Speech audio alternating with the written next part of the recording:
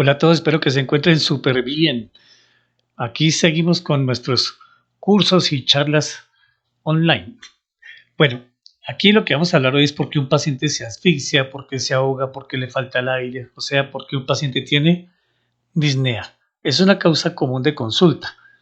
Entonces, nosotros podemos tener las causas más frecuentes de disnea y las menos frecuentes. Entonces, la idea de este algoritmo es que siempre nos acordemos de todas porque siempre nos llega el paciente de que se asfixia, no encontramos por qué se ahoga. Entonces aquí tenemos básicamente toda la tabla. Entonces uno se ahoga por dos cosas o le falta el aire, ¿cierto? O porque le falta el oxígeno, o sea, de entrada, o porque tiene problemas con el CO2.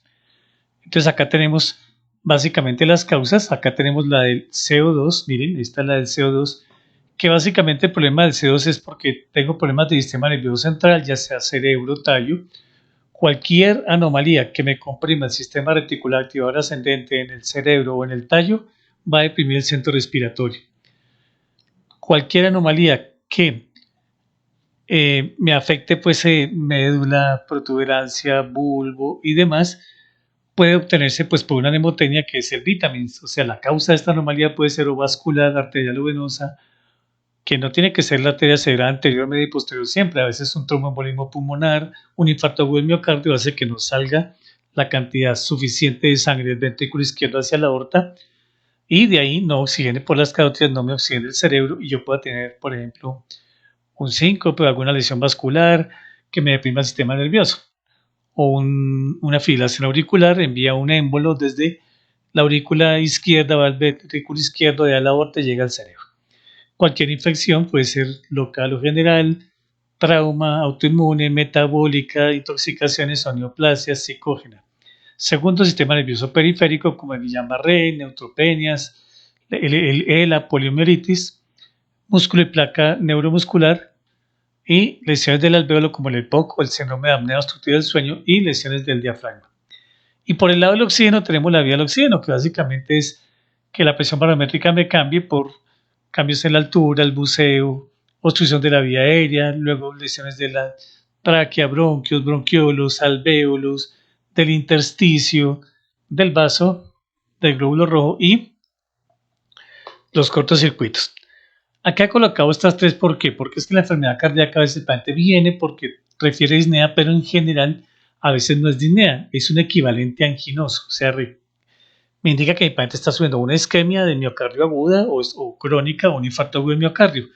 Entonces, estos los llamamos equivalentes anginosos. ¿Qué es eso? Que un paciente puede llegar por un infarto agudo del miocardio, no referir sino el dolor, ¿cierto? Sino que puede referir otros síntomas. Ejemplo, el paciente dice, yo me siento como ahogado y es un infarto, o tiene un síncope y es un infarto, o tiene evento cerebrovascular y es un infarto, o una falla cardíaca, o arritmias, o muerte súbita y es un infarto. ¿Listos? La parte neurológica, pues ya vimos que la hipercamia me da disnea, y la metabólica, aquí haciendo énfasis a lo que es la acidosis metabólica. Si yo tengo una acidosis metabólica, pues la única manera de botar el hidrogenión, por ejemplo, cuando tengo una falla renal, para botar esos hidrogeniones, pues tengo que hacerlo por medio del CO2 y ese CO2 se elimina por el pulmón. Entonces el paciente refiere como disnea, pero tomamos una placa, buscamos en pulmón y no hay nada, sino que el paciente tiene una acidosis metabólica. Te recomiendo ver el video de acidosis metabólica. Muy bien. Entonces, habiendo entendido esto, pues ya nos queda todo muy sencillo. Entonces, uno, ¿por qué se asfixia por oxígeno? Pues porque la presión barométrica me baja, como lo que sucede cuando subo a Monserrate, vamos a La Paz, vivimos en Bogotá, y a nivel del mar casi ya disminuye la sensación de asfixia. Por eso los pacientes con EPOC o con EPID es mejor llevarlos hacia el nivel del mar. Dos, que tengo una obstrucción de la vía aérea, puede ser la nariz, la boca, la faringe, la laringe. Entonces la faringe, por ejemplo, una faringoamigdalitis con un absceso piramidalero, la laringe, una laringitis o un croup en los niños, la tráquea, pues una traqueitis o tumores o compresiones, por ejemplo, de un bocio intratorácico que me comprima la vía aérea. Los bronquios también puede ser, por ejemplo, el asma. Acuérdense que esta obstrucción puede ser de adentro hacia afuera, también pueden ser masas mediastinales como un linfoma, ¿cierto? Que me va a comprimir la vía del oxígeno, en este caso los bronquios. Las otras lesiones pues son en el alvéolo, en el intersticio, en el vaso, en los glóbulos rojos o lo que son los llamados cortocircuitos. Esta es la vía del oxígeno, entonces si se me lesiona esta vía del oxígeno, pues voy a tener disnea. Entonces, OAS es obstrucción de la vía aérea por cuerpo extraño, Acá puede ser un broncoespasmo, la ocupación alveolar, que son por 4 cosas. Cuando es agua, se llama edema pulmonar. Cuando el alveolo se llena de pus, se llama neumonía. Cuando se llena de sangre, hemorragia alveolar, como sucede en el lupus o algunas vasculitis. O se puede llenar de células tumorales. También pueden haber enfermedades del intersticio, como la enfermedad pulmonar intersticial difusa en los pacientes que trabajan en picapedreros o trabajan en minas o con carbón o con arena.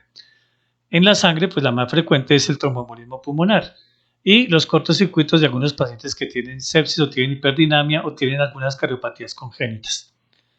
Entonces acá tenemos el alvéolo y el problema es uno de los que el CO2 no sale, pero aquí lo que estamos viendo es que el oxígeno no entra. Entonces, si tengo hipoxemia o tengo una disnea hipoxémica, pues aquí están las causas. Ahora, cuando tenga una disnea, yo tengo que tomar unos gases arteriales ideal, calcular la presión alveolar de oxígeno, la diferencia alveolo arterial, la presión, eh, eh, perdón, el índice de oxigenación de Kirby, que es la llamada PAFI, y con esto puedo ubicar más o menos dónde está la lesión. Esto lo vimos también en el taller de gases arteriales, entonces no me voy a extender mucho. Muy bien. Cuando la diferencia de gradiente alveolar arterial es normal, puede ser porque no me está entrando bien oxígeno, o sea, reducción de la presión inspiratoria de oxígeno, como la sofocación de altura, hipoventilación por aumento de la PC2, como lesiones del sistema nervioso central, sistema nervioso periférico, placa neuromuscular, músculo y alvéolo. Aquí está la placa del C2 que ya vamos a revisar. Y si el gradiente alveolar arterial está elevado, puede ser porque hay un área mal ventilada y bien perfundida, o sea, le llega el oxígeno, pero no le llega sangre. Por ejemplo, ocupación alveolar, ¿listos? Perdón, aquí no es que le llegue el oxígeno, acá lo que pasa es que si es mal ventilada es que no le entra el oxígeno, no entra el aire en cualquier parte, lo más frecuente es en el alvéolo que no entra, pero la sangre sí está perfundiendo bien. Entonces, si el alvéolo lo lleno por agua, que vimos ahorita, sangre, pus, tumor, atelectasis o broncoespasmo, pues ahí está un área mal ventilada y bien perfundida y me da el gradiente alveolar arterial elevada. Área bien ventilada y mal perfundida, entonces lo contrario, entra el oxígeno pero no perfunde. El ejemplo más común es el tromboembolismo pulmonar. Me va a tapar la arteria pulmonar, entonces no pueden pasar los glóbulos rojos y no pueden oxigenar bien. Otra está la hipertensión pulmonar o la hipotensión por presión positiva, hipotensión ortostática. Y cuando es del intersticio, que hablamos del EPIT como la más frecuente, o cuando hay algunos cortocircuitos. Muy bien. ¿Cuál es la vía del CO2? Pues es la segunda vía por la cual me voy a presentar disnea de la que me voy a referir. Entonces ya vimos que una puede ser lesiones del sistema nervioso central. El sistema nervioso central puede ser cerebro, ¿cierto? Puede ser pedúnculo o mesencéfalo, puede ser el puente o la protuberancia, ¿cierto? Puede ser el bulbo raquídeo, puede ser parte de la médula espinal, pero esta médula es por lesión de los nervios periféricos. Entonces aquí está la formación reticular que me va a dar el sistema de alerta o vigilia y está el centro de la respiración. Entonces este cerebro se puede lesionar por cualquier patología, la nemotecnia es vitamins, que ves vascular, infecciones, neoplasias, trauma, autoinmunes y demás que vemos ahorita. Ahí está la nemotecnia, vitamins. Tenemos sistema nervioso periférico que es desde que sale la raíz anterior y la raíz posterior. Entonces, ¿qué pasa? Que los músculos intercostales, el diafragma, los músculos del cuello encargados de la respiración no van a funcionar y entonces el paciente comienza a sentir ahogo. Este ejemplo más frecuente es el Guillain-Barré o polineuropatía ascendente. El otro grupo de enfermedades son las enfermedades musculares, pero aquí lo más importante es la hipoxemia severa. La hipoxemia severa o importante o que sea crónica, el paciente, ¿qué pasa? Que no va a oxigenar el diafragma ni los intercostales, estos músculos se van a cansar y no van a lograr sacar el CO2. En la placa neuromuscular, entonces la enfermedad más frecuente es la miastenia gravis, que es el paciente que se levanta de pronto bien y a la medida que va transcurriendo el día o haciendo ejercicio siente que se le agota las energías, como dicen ellos, las fuerzas, porque la acetilcolina se va agotando y entonces el músculo diafragma, intercostal, los músculos del cuello no se van a contraer, entonces el paciente va a sentir la disnea. Y por último, de la vía del CO2, que es común con la del oxígeno, pues es el alvéolo. El ejemplo más frecuente es el EPOC o enfermedad pulmonar obstructiva crónica, en cual la PC2 no puede salir. Entonces, en general, un paciente va a sentir disnea o porque le falta el oxígeno, que ya vimos la vía del oxígeno, o porque tiene dificultades con la expulsión del CO2. Así de sencillo es, entonces siempre ubiquemos por el lado anatómico las causas y de acuerdo a la parte anatómica vamos a ver los diagnósticos diferenciales y ya. Así es más fácil enfocarlo. Entonces, pues bueno, eso es todo y muchas gracias por su atención.